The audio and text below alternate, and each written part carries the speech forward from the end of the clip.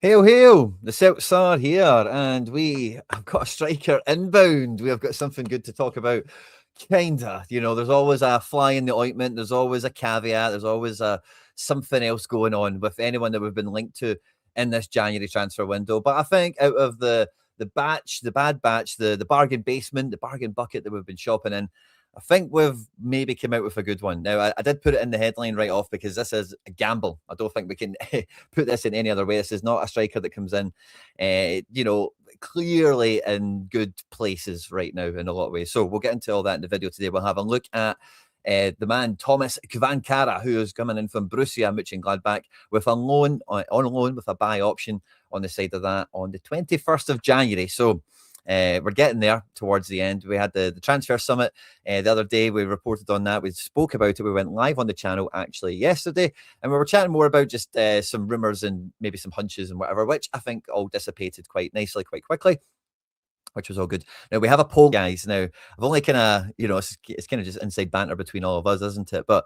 Haircut CSC is getting chanted in the live chat today. It's a loan. I did say buy a striker. Now, we do have a buy option, so that's where I'm in the grey zone. And I need it, guys. I'm not going to lie. And I am not sure we're going to do any more business. So we've got some highs and lows to talk about, I think, coming into this one. At any point, especially if you're watching this after we've been live, be sure to smash the like button. Get into the comment section. Let me know your thoughts and feelings on everything from haircuts to the player itself. And yeah, I guess we'll just get stuck into it. And if you are live and loud, audience participation, as always, very welcome on this one. But it started last night. I'll put the comments up on screen when we had Florian Plettenberg tweeting out the news that this was advanced and all that was left to do was Celtic and Gladbach to cross the T's and dot the I's on it. And, Cvancara is a name that is kind of familiar, I would say, to a lot of people that, kind of follow European football to some extent. It was quite a big transfer to Monchengladbach when it went through. Kind of arrived with a bit of a bang and then kind of fizzled out, and then it became a bit problematic. And I've got to say the responses on the post I made were quite mixed. Some people were coming in with the whole haircut chat, which was great as well.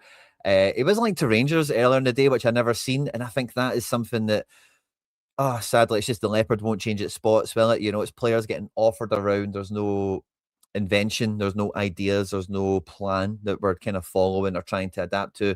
It's really just who fits who is being offered to, as it feels like in this one. But particularly, and there's so many responses to this. I tried to find it before I came on. I thought I'd get lucky on stream, but there was a few responses from German football fans. Now, we spoke yesterday a little bit about Serie A and whatnot, and there's definitely historic, like a lot of Scottish people liked Italian football. I think in this day and age, a lot of Scottish people passively probably watched the Bundesliga. I think there's a lot of Scottish connections there in a lot of ways.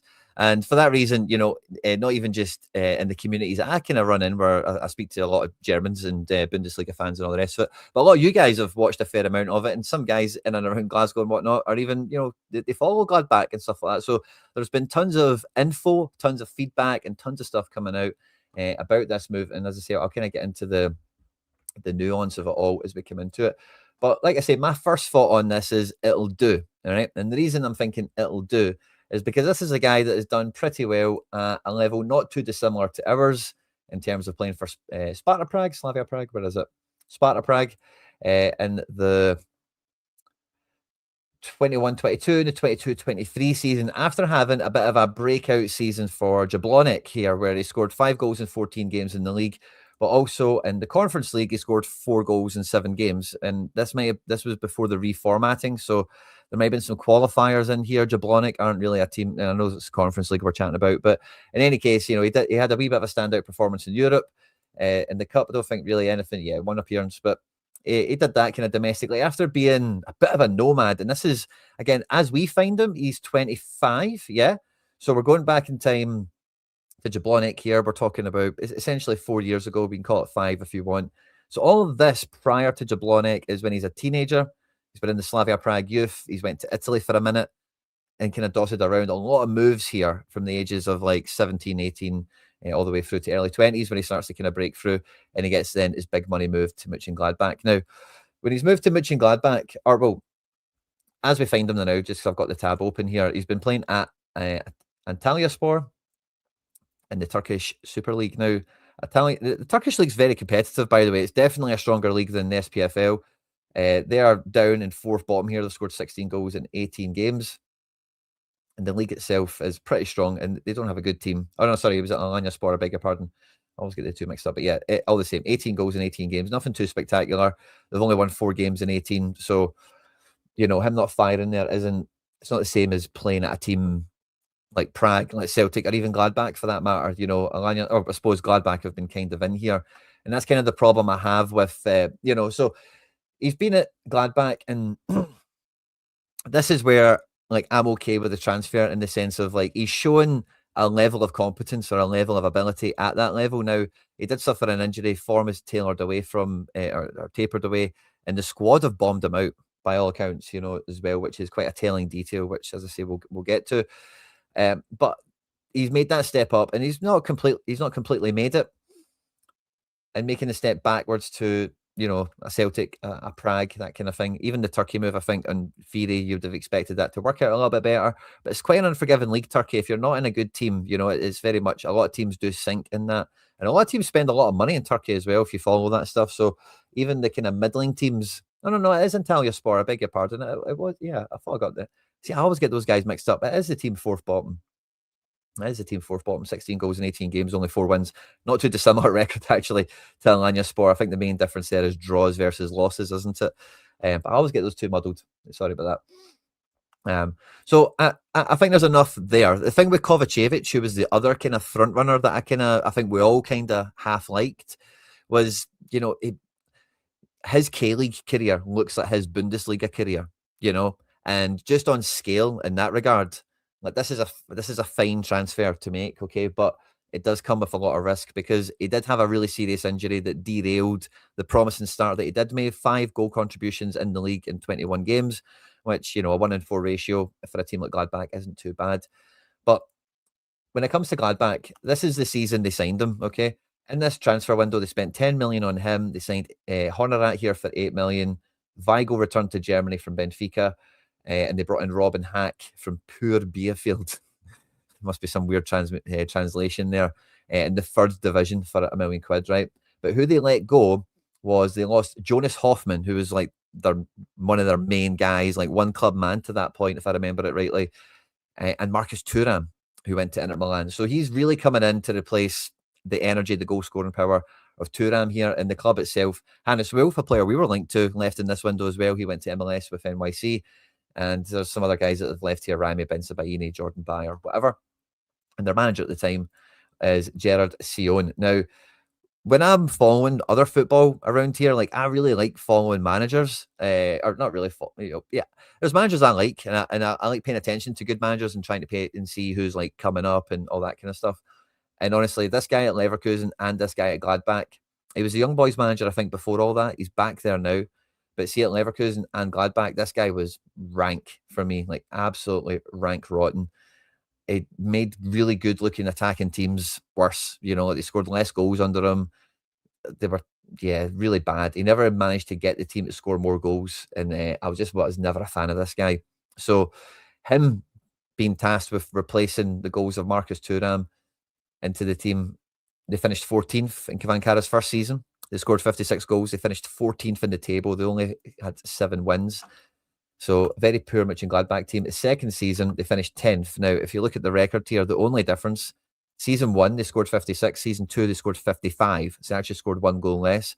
But the difference was in season 2, where they finished 10th, they conceded 57 goals. The year before, they conceded 67. So they tightened up their defence a little bit. Didn't create any more goals, didn't score any more goals. And Cvancara came in with a bit of promise, big money signing to replace Marcus Thuram. And like has been kind of shown already. He kind of came in with a bit of a bang, started off pretty well. This is one of the big games where he scored 2 goals right early in the season. And if you look at the Gladbach team, Honorat, who's just came in, Alassane Plea, who again, very, very good Bundesliga level striker, especially for Gladbach. So there's a kind of decent outfit here, but especially if you look at the defence, you can see how they conceded so many goals. And looking at the bench, Hack, who they've just brought in from the 3rd division, Borges Sanchez, who is now in Switzerland. We've been linked to him a few times. He's in the squad. Rocco Reitz is emerging in the squad, and that's a name that we've kind of became familiar with over the last couple of days with the whole Arnie Engels, RB Leipzig stuff. He scored off the bench here against Darmstadt. Now, again, the last game we just seen there, Gladbach drew 4 each with Augsburg. Augsburg in this season finished 11th, and actually, I meant to grab this at the time, right? But I think if we go back and look at that Augsburg game and look at who's playing right back, we see a familiar face in Arnie Engels, who actually won a penalty for Augsburg in this game. But Augsburg, not a good team. And again, like very... Stimirovic is doing all right now, isn't he? But not a very attacking team. They scored 4 goals in this game. And I think that season, 50. They scored even less than Gladbach. So it kind of tells you everything you need to know about them. And then in that second game, Darmstadt, they got relegated. 3-3 draw. Big man scored a goal in here. Rocco Reitz has started this one. Player, Honorat. It's an okay team, but this guy isn't a creator. This guy's a striker. He's a finisher. And when I'm judging and when I'm thinking about Mohamed Bamba, Kovacevic, and all these other guys, I'm thinking about the chances that are getting missed. The chances we are getting created and they're getting missed by Johnny Kenny, Shin Yamada, Daisen Maeda. Take your pick. The strikers that are missing the chances. And this guy, isn't too dissimilar frame and style-wise. Now, he's nowhere near the level. If you look through this, like almost every appearance, he's got big chances missed. And it's in big matches. He got a red card here against Dortmund. He did get a last-minute goal, which kind of saved him in a match. But 2 big chances missed in so many of these games. He's coming off the bench. He's not going to get many chances or many minutes. But he's still managing to catch lots of sitters, basically, which is not a good thing. Actually, I was clicking through this randomly. I managed to find it every time, but on this time, he's not got as many, it seems. But certainly something when you dig through it, big chances missed are aplenty. But in terms of frame and kind of on a much, much watered down level, it kind of gives you a little bit of what I was hoping a 40-year-old Edin Dzeko would give you. You just put this guy in the box and we just hit things off him. He can take it on either foot to some extent, like he's rangy, he's a big guy, he can hit things in the air.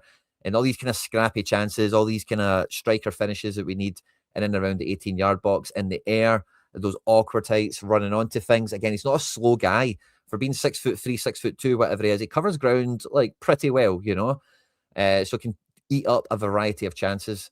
And especially looking at Gladbach and the situation that they've been in, they're not controlling territory, they're not controlling the pitch against anyone that they're playing against. So I don't refute all the stuff that Gladbach fans say how terrible he's been at finishing, and he's really got terrible since his injury after making a good start. But I think making the move to Celtic in particular could just work. It's the same kind of thing I said with Mo Bamba. Even though his record's terrible, you could get lucky in the fact of just having a guy that's capable of doing only the thing we need him to do, and that is just finish, take good shots, don't hit it straight at the keeper, get it on target, take a good conversion rate out of them. And ultimately, I kind of want this haircut poll to run a little bit longer, but I want to change it, right? And I want to change it to, how do we deem this guy a success? I think the number we need to start with is 10 goals, right? I've not quite got there in my preparation yet, but if we jump forward to the squad and see the kind of impact on what we've got here, because I think we can see now that Balikwisha is not imminently leaving, and I'm really sorry for jumping the gun on that one. Welsh is still in the building, so he only kind of adds to the picture that we've got going on here. And I've got to say, my first feelings when I kind of put him in the picture here is I do feel a bit better. I do feel better a wee bit quickly. Still a lot of moving pieces. There's still a lot of unfinished business to get done, but I feel a little bit better. I do. Let's see what you guys think. Not without risk. It is a gamble because this guy could come in. And so let's talk about it, right? There was some court thing where, and he's been kind of linked to some unsavory activity, let's say, which was illegal in almost every country in the world, not proven on anything as far as all the information that's came to me and everything I've seen on it. So it's one of those ones where who knows, really, the truth at the end of the day. Coming to Celtic should be like a lottery win for a lot of the team right now. I think one of the things as Celtic fans, we all kind of agree, is that the squad quality isn't overall where it has been and where it should be. And by consequence, you can see it with some of the guys. And I've kind of held out Bernardo's been one of these guys in the past, but you maybe get it now with Julian Araujo. And hopefully we get it with Cvancara. I think we get it with Negren, where they get Celtic in the sense of the size, the scope, and how it can make their career. This guy at 25 years of age, if he's got aspirations of ever making it, Celtic is the place to do it.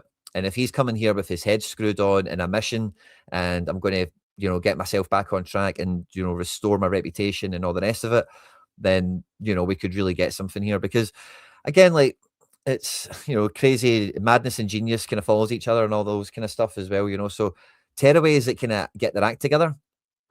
I think Edward came in with a bit of a, I think he had some sort of like air rifle involvement with PALs or something like that, didn't he? Had some sort of unsavory kind of like hang with Toulouse before we brought him in, and you can kind of see how that worked out for him. So it's one of these ones where I hate writing people off on that kind of thing until they come in and maybe show that they are like different, or that was you never know the full truth of these things, So it's one I've certainly got mixed emotions on. A lot of you guys, I'm sure, are saying the same thing that I'm feeling, is like, we still kind of need another striker because we can't really think about Yamada in this context. And between Iheanacho and Osmond, I think you can only imagine, worst case scenario, you're going to have one of them available sometime soonish.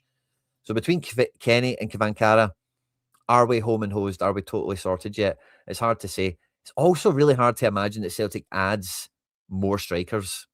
I can't really see them doing that. Now, Masvinise, is he still on this little system? He has also continuously been linked. Rangers also hotly linked, and I've really got no idea how this one's going to shake out.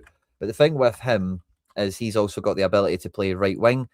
And I know that I've seen Motherwell play us, and I've seen highlights besides, right? But the way Motherwell are off the ball with that Ibrahim Said and Masvinise is they are engaging centre-backs quite often, So I know the guy's not really ever been totally displayed as like a striker, but he's certainly a guy like, if this Cvancara can't swim, if he sinks, then you could maybe stick him up there, but he still gives you the... So I think any other striker that we buy is going to be a versatile guy. It's going to be somebody that can play two gigs, can play two jobs, can be versatile enough, and can be repositioned. It kind of also brings Balikwisha back into the thought again for me, because if we've had that transfer summit, if he's still in the building, we spoke about all that the other day, like, I don't know, like, what do we need in the squad? What else could we, like, kind of what I'm getting at is they can't buy another number 10.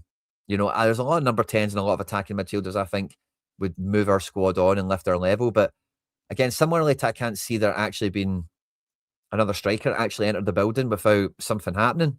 Kenny gets loaned out or sold. Shin probably needs to either way before then, as a base for where we're at. But same with the midfield. If Balikwisha's not going anywhere, Negren's not going anywhere, we're certainly not kicking McCowan out the door. And Hatate has kind of got into a little no man's land, hasn't he? So I can't see any number 10s coming in. Left-hand side, Dyson's for the rest of the year. Tunek, he's fancied. I don't think there's going to be any business there. So it's and in defence, I think we all need a centre-back, but maybe they kind of accept that they're not going to get a centre-back they want. And that's why Welsh is still in situ, So weird one. Let me see what you guys are saying.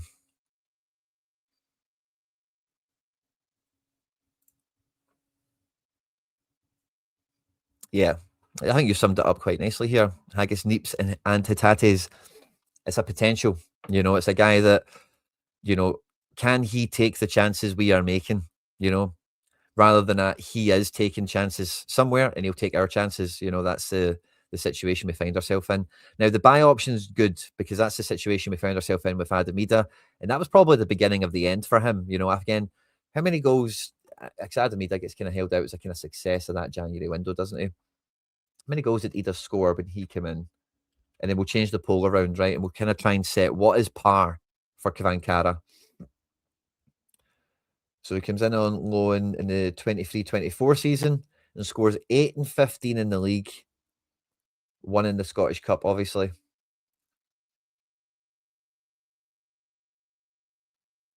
And that was it. Yeah, so 8, 9. He got 9. So I think 10 is, especially because of how far behind the 8 ball we are at the current point in time. I think 10 is where we started at. The majority of these have said yeah to a haircut, so thank you very much. These are too kind. Mrs. Quinn rejoices. Now we'll start a poll. Par for Cvancara. I'm not even talking about buying him, but just like for what we need. I'm going to start with Ida's 8, right, in case there's low expectations in the crowd today, but I really think it starts at 10, 12, and then I'm going to put 13 plus. Where's the plus button?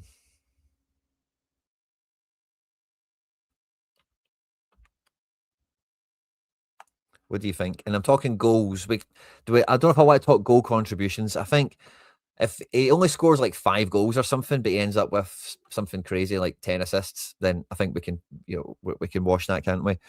Ida had a few pens in there. Is he in, Rubber Duck? I think he's all but in. He's been pictured flying.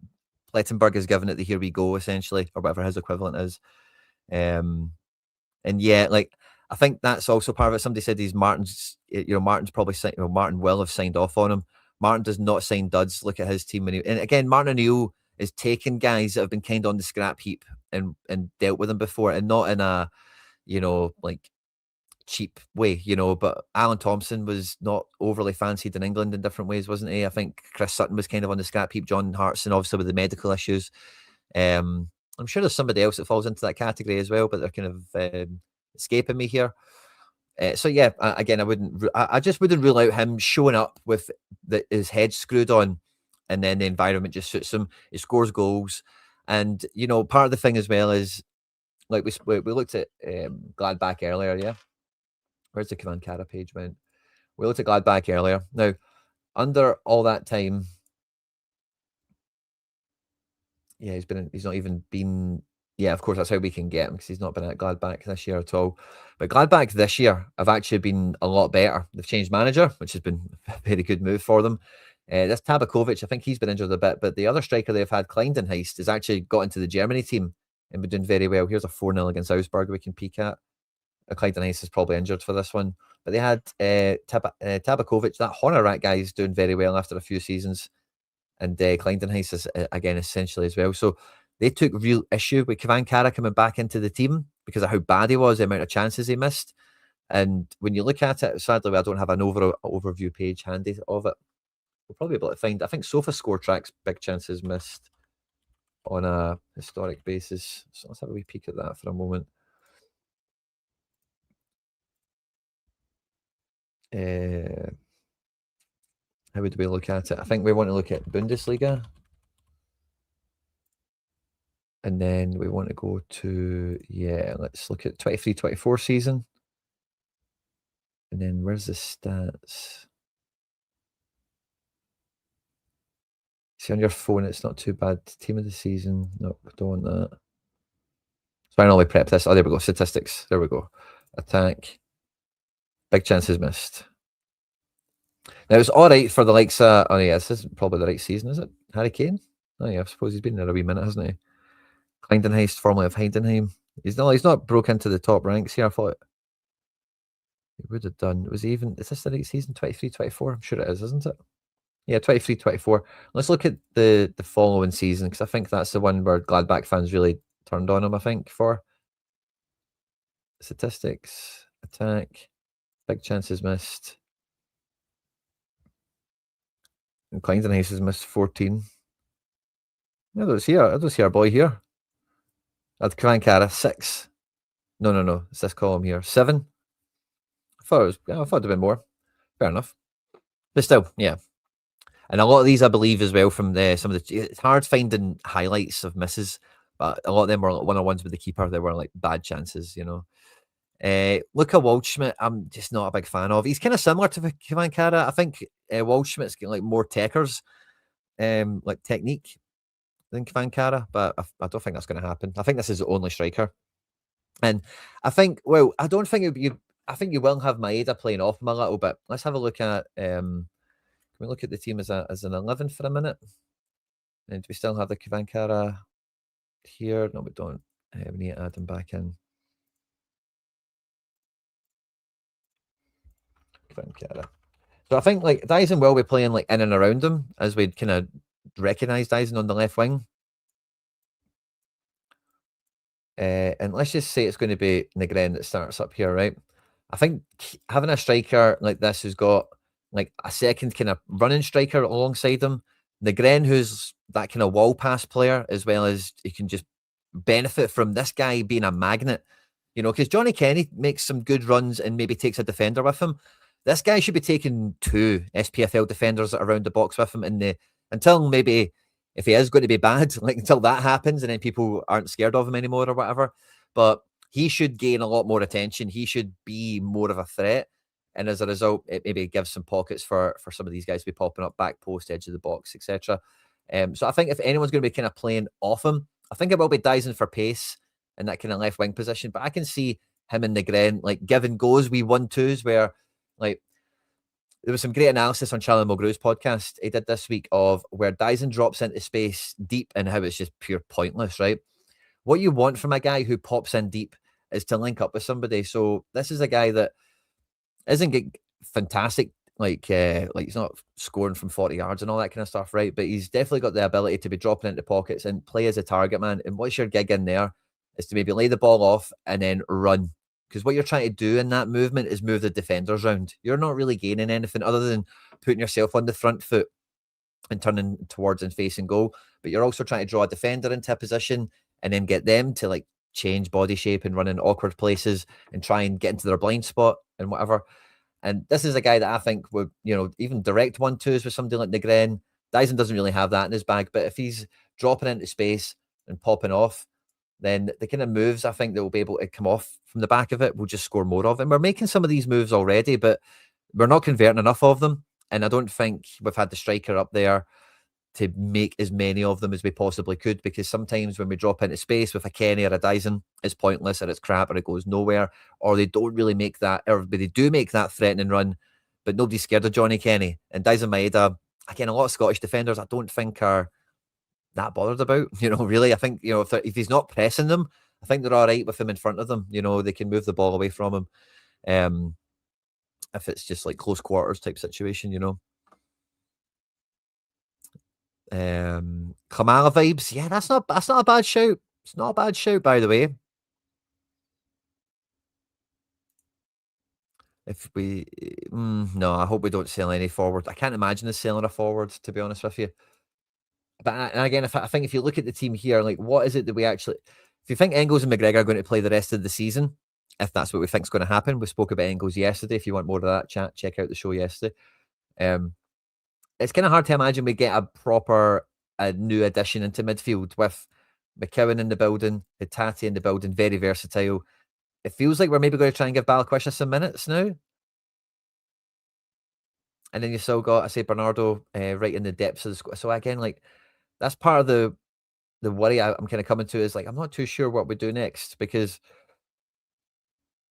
it's one thing down, but we still have some other business to do. Again, at centre back, I think centre back we desperately need something, but Welsh for the league is kind of fine, you know.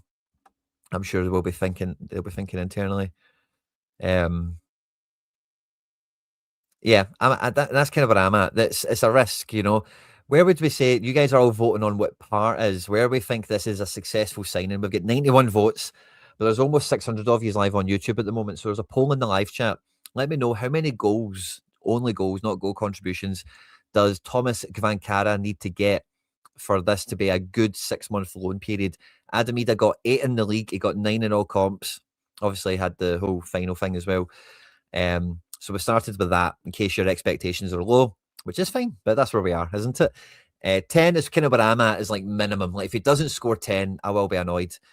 12, if you're a bit more high expectations, and 13 if you're really demanding everything from the guy. Monty comes in with a 15 there, and I think 15 is a number a lot of people are thinking of. I think when I'm getting into those upper teen numbers, I'm more comfortable. Again, because if you're laying a target on somebody and saying like you should achieve this, or we're considering you a failure, it kind of needs to be semi-realistic. And I think when you get into the upper teens, it kind of needs to be goal contributions, you know, like 15, 16, 18. If you're thinking of that kind of number, that's kind of where I'm at. In the league, how many games do we have left? You can't play in Europe unless we qualify, and then we can register them, obviously. But in the league, we have 11 games to the split and then 5 games in the split. So we have 16 games remaining. 16 games. Yeah, I think 10 is kind of where I'm at. 8 would be 1 and 2 exactly, wouldn't it? Which I don't think is going to cut the mustard.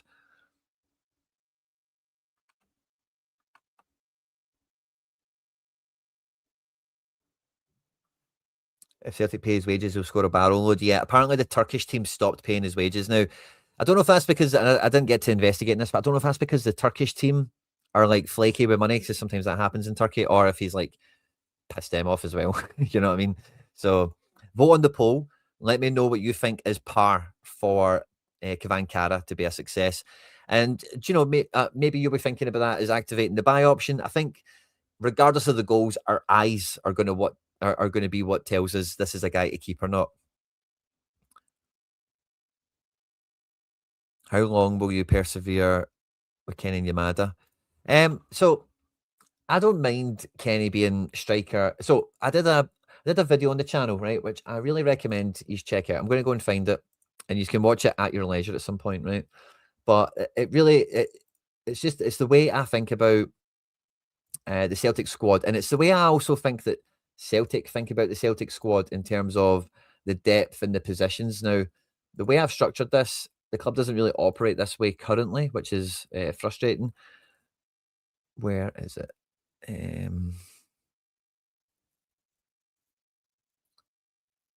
Yeah, it's back here somewhere. Let me put this tab on. Is it this one? Yeah. So if you check this video out,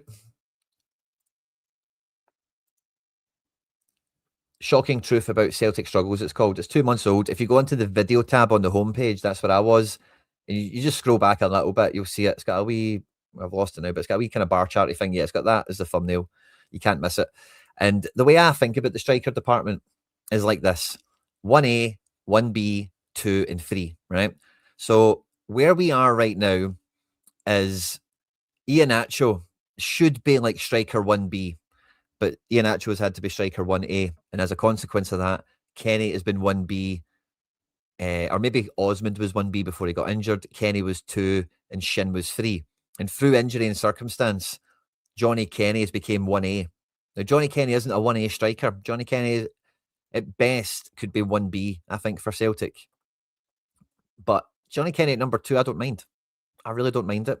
Callum Osmond in that position as well, I don't mind. I think he's probably, when fit, because of what he did under Martin and the potential he showed, he's probably going to be above Kenny in the pecking order. So, yeah, like the ceiling on him isn't high. Shin Yamada, I think, is not going to get above what he's got already. So, when I'm talking about these guys and what their worth is to the squad, this is the lens I'm kind of thinking about. Now, Cvancara, is he a 1A? I actually think with him and Iheanacho, we've got 2 1Bs. You know, we've got 2 guys that are like good and fine, should score an all right amount of goals if they're fit. Both got, so obviously we're living it with Iheanacho, an injury record of note. Then we're playing with fire still, aren't we? We've got 2 1Bs. We've then got Kenny in at 2, Osmond at 3, and or that sort of thing. So, and it's not overly that I want to persevere with them per se, but it's also a little bit of just being realistic and thinking about what the club are actually going to do. Because I just don't. I didn't. Cvancara save on this? Oh, damn it, he didn't. And I just don't know how Celtic signing our striker here, and I just don't see them. Not that they can't. Not that we don't have 80 million quid in the bank and blah blah blah, and just sell some of these guys, go and recoup some cash elsewhere. But I just don't see it. I just don't see it. I think we do need to sign another player, whether it be a Masmanisi who's got like 2 positions available to him, or we're continuously in the market and we just go and get another guy like Cvancara, and then we let Shin out, we let Kenny out, and we wait for Osmond to return, and then we've got Iheanacho, Cvancara, and a +1. That would be really good. That would be really like push. Like we need to win the league. So, but again, I'm not sure with this being the 21st of January, all that is going to happen. The fee will be interesting, won't it? I don't suspect it's going to be much. I think it's going to be very Celtic. I think it's going to be 6 million or under. Gladbach will take a loss on this guy because he's just been bombed out.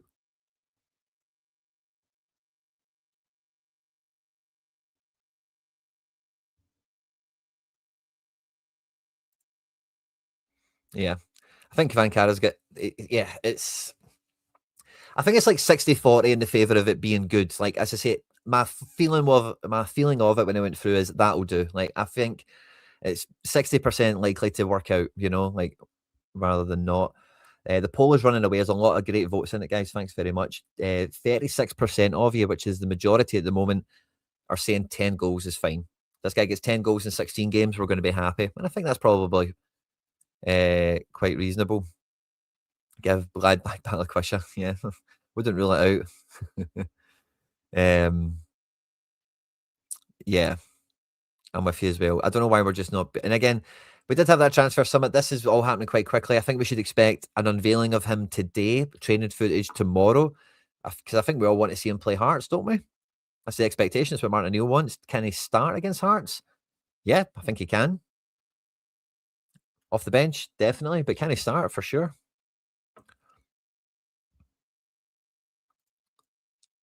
Of all the options, Joe, you're very correct there. Very uninspiring. It's somebody that's available to us. It's definitely one man's trash is another man's treasure approach. And it's a real fingers crossed this guy shows up with his head screwed on and ready to get back to business, you know.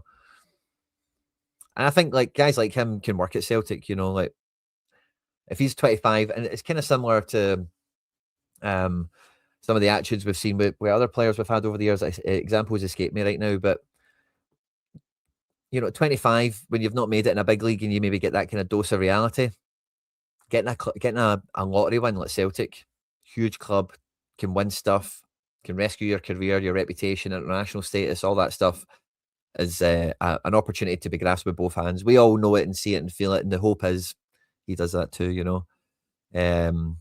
So yeah, we're all wondering what the price is for him, and it'll be interesting to see. I suppose has Fotheringham written all over it. That's good for me. Like I think if he's man, and again, you would trust Fotheringham and Martin O'Neill with a wild card guy, wouldn't you? You know, like a Maverick type. It sounds like an Aldi lager. It certainly does, doesn't it? Yeah, we're even getting the Jamie Vardy throwbacks again.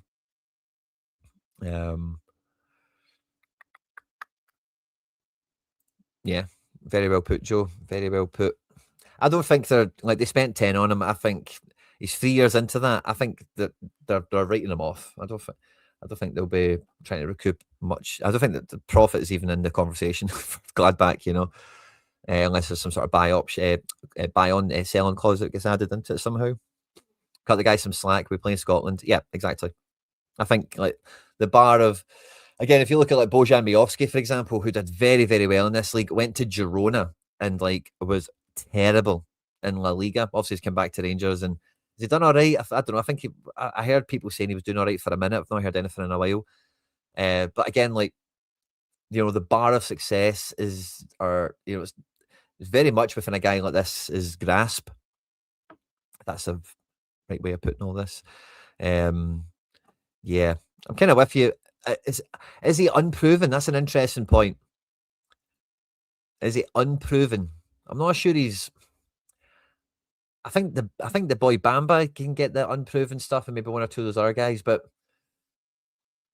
I don't know. Let's double check again. What was his Slavia? He played in Europe. I'm sure he did. No, actually, not much. Conference League. Did they get knocked out? Okay, fair enough. Yeah, but okay. I think I would concede on. Yeah, not proven. One season over 10 in the league.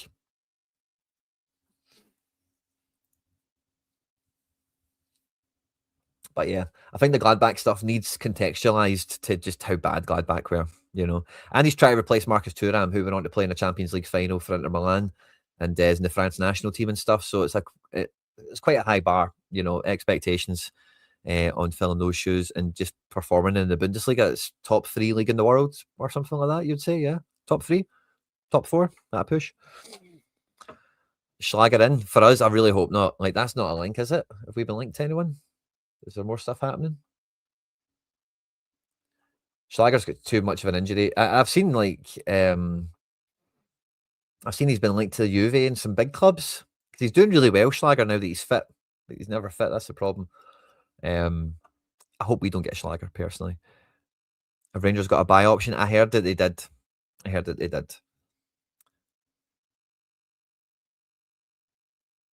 Jake Brown. 442CH in Germany linked us with him. Javerschlager, oh really? It would be really good for us, but he is like honestly like one of the most injured players in the history of football. Like, I hope it's got his maybe flash scores might be better for it. Javerschlager. Injury history. Like, this guy's honestly 28. He's a really good player. Like, he is very good. But just look at this constantly.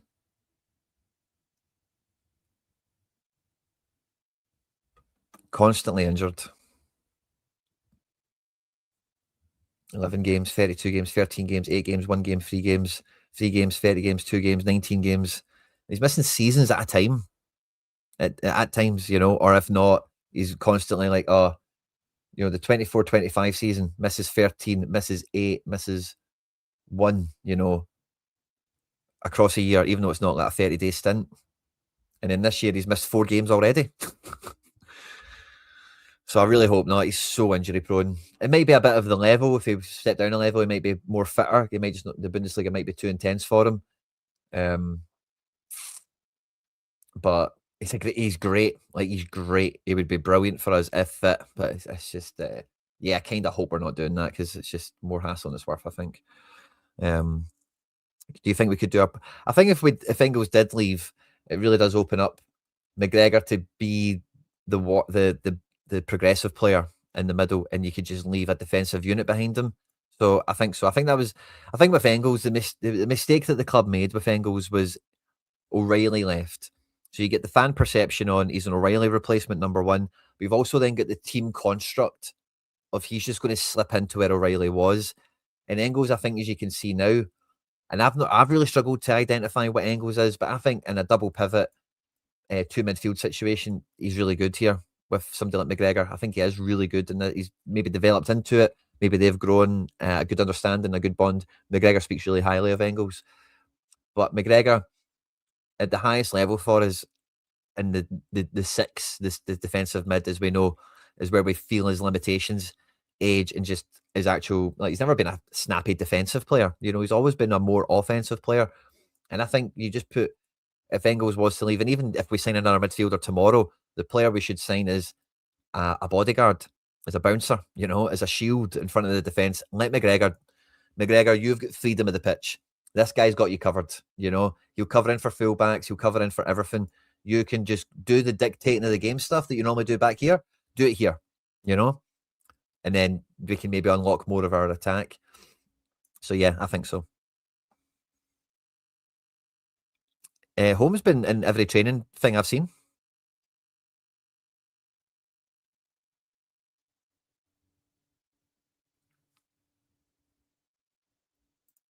Who's out of contract in the summer? Is that, sorry, Schlager? Yeah, he is. But Juve and a wee clutch of clubs get linked to him. So, but again, it would need to be a brave team to go for him. Yeah, he's kind of like that. Again, Adam Ida is a 1B guy. Again, if you check that video out that I mentioned before, not to spoil it or anything, but for me, where do we get? It's like here. We brought Owen as like striker 2 at one point, and O, I think, was a good 1B option. He had a full season at it and he never really scored any goals. And it's easy with hindsight when we see him go to Belgium and stuff like that to go, oh no, O was actually all right. He had promise. He did have a full season at that 1B spot where he just didn't cut the mustard. And that was kind of the ceiling for him. And I really felt that Ida was only replacing O. So I always had Ida in that kind of 1B spot. Yeah, this season here, we had a Jetty come back on loan before we sold him, technically. Again, check the video out. You'll see what I mean. But yeah, this Cvancara is a 1B on top of Iheanacho being a 1B. We've still not replaced Kyogo, essentially, who's our 1A. Yeah, dictating, pointing. Yeah, same thing.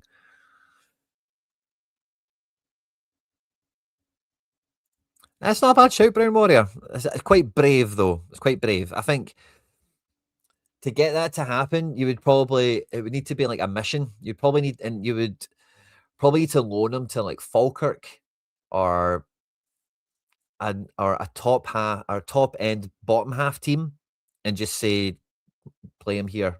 You don't need to pay his wages or anything because you need to test that at a good level. We can't do it, and nobody else in the league at a good level is probably. And not the Falkirk aren't at a good level, but Falkirk could probably, the way they are and stuff like that, they could maybe make that work.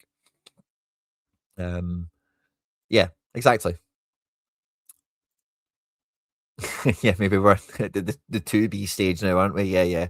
I'm with you there. Goto. I don't know if it's you, Joe, but somebody's mentioned him in the chat a few times. He's definitely looking quite good. And Japanese players in Belgium, they tend to work out. The ones that work there are normally good to go. What has been playing right back, as I understand it, recently as well. Is there anything more to say on this? I think it's a good signing. Kinda, maybe, hopefully. I guess. We'll end the poll there. 30 per. Wow, by the way. So the majority of you think 10 is par, but the second behind that is Adam Ida's 8 is par. That's interesting, by the way. There is just as many people that want more than 10, that want 10 or less, with a combined 34% across 12 and 13. So it's quite an even split. Quite an even split on the poll. Is that Schlager? Yeah, it's bad injuries. It's bad, like, yeah, like he's brilliant, but like, oh, please don't Celtic. I want AAA. Yeah, I think we all want AAA, don't we? David, he's actually he's a Quinny original, Jamie Lawrence. So again, there's a video that we did so I did a little special series over the festive period. It was a free video one, and it was all Nancy flavored, right? So you maybe need to remove that context from it. But one was like MLS guys, one was domestic guys, and then this one here was who I would sign. Like if I was at Celtic, who would I sign?